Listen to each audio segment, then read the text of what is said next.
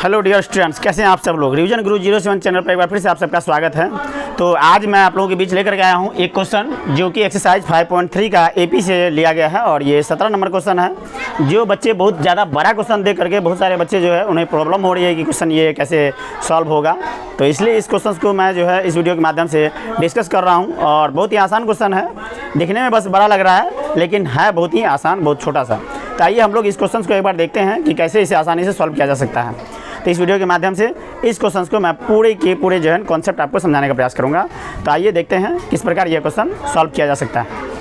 तो सबसे पहली बात, इस क्वेश्चन को पहले हम लोग पढ़ लेते हैं अच्छे से बारीकी से कि एक स्कूल है और एक स्कूल के विद्यार्थियों ने वायु प्रदूषण को कम करने के लिए, मतलब वायु प्रदूषण को कम करने के लिए स्कूल के अंदर और बाहर पेड़ लगाने के बारे में सोचा। क्या लगाने के बारे में? पेड़ लगाने के बारे में सोचा है। और यह निर्णय लिया गया कि प्रत्येक कक्षा का अनुभाग है अलग अलग, है ना, अनुभाग अपनी कक्षा की संख्या के बराबर वो पेड़ लगाएगा। मतलब कि कक्षा अगर एक का स्टूडेंट है तो वो एक पेड़ लगाएगा, मतलब एक कक्षा एक का अनुभाग एक पेड़ लगाएगा, दो का दो पेड़ लगाएगा, इस टाइप से तो पेड़ लगाएगा। उदाहरणार्थ की बात करें तो उदाहरणार्थ में कक्षा यहाँ पे क्लियर किया गया है कि कक्षा फर्स्ट के स्टूडेंट होंगे तो वो एक अनुभाग एक पेड़ लगाएगा, और कक्षा दो का अगर एक अनुभाग है तो वो दो पेड़ लगाएगा, है ना, दो का एक अनुभाग है तो वो दो पेड़ लगाएगा, और कक्षा तीन का अगर है तो वो जो है तीन पेड़ लगाएगा इत्यादि। ऐसा कक्षा 12 तक चलेगा, ऐसा कक्षा 12 क्लास तक चलना है और जो है चलता रहेगा। प्रत्येक कक्षा के 3 अनुभाग है। अब ये भी क्लियर करते हैं प्रत्येक कक्षा कितने अनुभाग है? 3। तो इस स्कूल के विद्यार्थियों द्वारा लगाए गए कुल पेड़ों की संख्या ज्ञात करना, मतलब पूरे अनुभाग के द्वारा कितने कुल पेड़ लगाए जा रहे हैं वो निकालना है। इसका मतलब इसमें जो बोला जा रहा है आपको एसन पता करना है, एसन क्या होगा वो निकालना है। मतलब कि कुल जो है एपी में आप पदों का योग आपको पता करना है, क्योंकि कुल पेड़ों की संख्या पदों का योग से ही आएगी। तो आइए हम लोग इसको आसानी से कैसे सॉल्व कर सकते हैं। तो ऐसा करता हूँ क्वेश्चन समझ में आया होगा आपको। तो इसमें सबसे पहला हम लोग सॉल्व करेंगे, स्टार्ट करेंगे कि इसमें दिया गया है कि प्रत्येक कक्षा का अनुभाग 3 है। कितने हैं? प्रत्येक कक्षा के कुल 3 अनुभाग है। तो अगर प्रत्येक कक्षा के 3 अनुभाग है तो हम पहला लेते हैं पहली कक्षा का। पहली कक्षा द्वारा लगाए गए पेड़, पहली कक्षा द्वारा लगाए गए पेड़ों की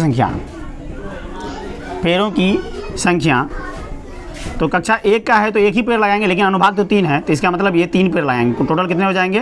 3 पेड़ होंगे। कक्षा एक के जो स्टूडेंट होंगे वो सभी 3 अनुभाग में बटे हुए हैं तो एक एक करके वो 3 पेड़ लगा देंगे।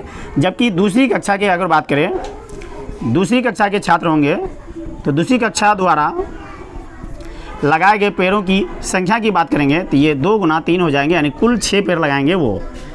ठीक इसी प्रकार अगर हम तीसरी कक्षा की बात करें तो तीसरी कक्षा में क्या होगा?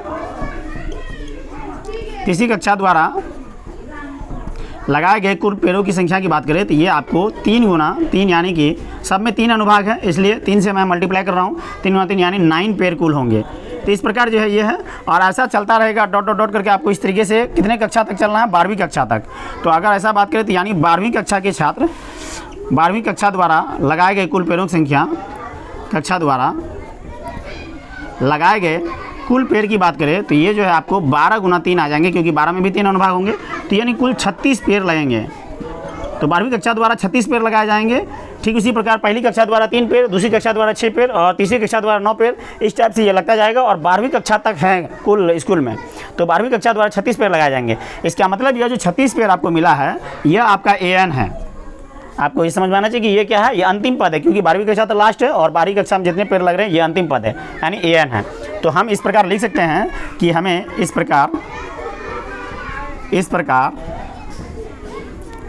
प्राप्त AP क्या हो रहा है? तो प्राप्त AP हमें मिल रहा है 3, 6, 9, डॉट डॉट डॉट आप लिख सकते हैं, और ये टोटल जो है आपको कितना हो जाएंगे? 36। तो ये जो है हमारा एक AP हमें मिल गया। तो इसके आधार पे हम इसमें से क्या क्या निकाल सकते हैं? आप देख सकते हैं कि A निकाल सकते हैं, जो पहला पद है वो हमारा 3 होगा, और हम A निकाल सकते हैं A1, या A बोलिए A1 बोलिए, A2 निकाल सकते हैं वो 6 होगा, और D निकालना होगा तो A2 में से हम क्या करेंगे? A1 को माइनस करेंगे तो हमारा D निकलेगा। यानी कि आप कह सकते हैं कि 6 में से अगर हम 3 घटा दें तो आंसर कितना आएगा? 3, यानी D भी हमारा 3 निकल गया। और आपको AN गिवन है, AN बराबर कितना हमारे पास? तो वो है 36। जब AN हमें 36 दिया हुआ है, इसके अलावा N भी हमें गिवन है, क्योंकि कुल कक्षा तो 12 ही है ना, तो N भी गिवन है। N हमारा कितना है? 12। इस प्रकार आपको इस टाइप के क्वेश्चंस में आपको एक फॉर्मूला यूज करना है, जिससे ये क्वेश्चन आसानी से आप हल कर सकते हैं। तो हमें यहाँ निकालना है कि कुल कितने पेड़ लगाए गए टोटल कक्षा द्वारा। तो यहाँ पे हम लोग स्टार्ट करें, यहाँ पे लिख देते हैं थोड़ा सा अच्छे से। तो हमें लिखना है पेड़ों की कुल संख्या। तो हमें यहाँ पे यानी पता है, हम जानते हैं अगर आपको an गिवन हो तो आपको कौन सा सूत्र यूज करना है, Sn बराबर आपको यूज करना है n/2 into a plus an, n/2 into a plus an। ये सूत्र आपको जो है ना यूज करना है, खास करके जब भी आपको an गिवन हो यानी an दिया हो AP में, तो हम ये फॉर्मूला यूज करेंगे और इससे आसानी से हमारा जो है ना क्वेश्चन सॉल्व हो जाएगा। तो आइए Sn बराबर हमें निकालना है। तो यहाँ n/2, n का वैल्यू हमारा दिया हुआ कितना 12, तो 12/2 हो जाएगा। इसे आप काट भी सकते हैं पीछे, और बट्टे में आपका a का वैल्यू हमारा कितना है, तो a हमारा 3 है और an हमारा कितना है, तो 36 है। तो इस प्रकार आप देखिए 6 गुना 36 3 39 हो जाएगा, और इनको अगर हम गुना करते हैं तो ये टोटल आएगा 234। तो इस प्रकार आपको लिख सकते हैं कि अतः सभी कक्षा द्वारा लगाए गए कुल पेड़ों की संख्या, सभी कक्षा द्वारा लगाए गए कुल पेड़ों की संख्या बराबर 234 होगी, है ना, 234 है। तो ये आपका आंसर हो गया, है ना। तो इस प्रकार ये आपका आंसर है। आशा करता हूँ कि ये क्वेश्चन आपको बेहतर तरीके से समझ में आया होगा। क्वेश्चन देखने में जितना बड़ा लग रहा है उतना बड़ा है नहीं, बहुत ही छोटा है, बहुत ही शॉर्ट है और आसानी से इसे डील कर सकते हैं। तो कभी कभी ऐसा मत सोचिए कि क्वेश्चन बहुत ज़्यादा बड़ा है तो बहुत ज़्यादा लॉन्ग होगा, ऐसा कोई ज़रूरी नहीं है। तो क्वेश्चन को बड़ा देख करके आप घबराएं नहीं और आसानी से आप उसे हल कर सकते हैं। पेशेंस रखें और इस टाइप के हर क्वेश्चन को आप आसानी से डील कर सकते हैं और करते रहिए। मिलते हैं आपसे नेक्स्ट वीडियो में, तब तक के लिए धन्यवाद।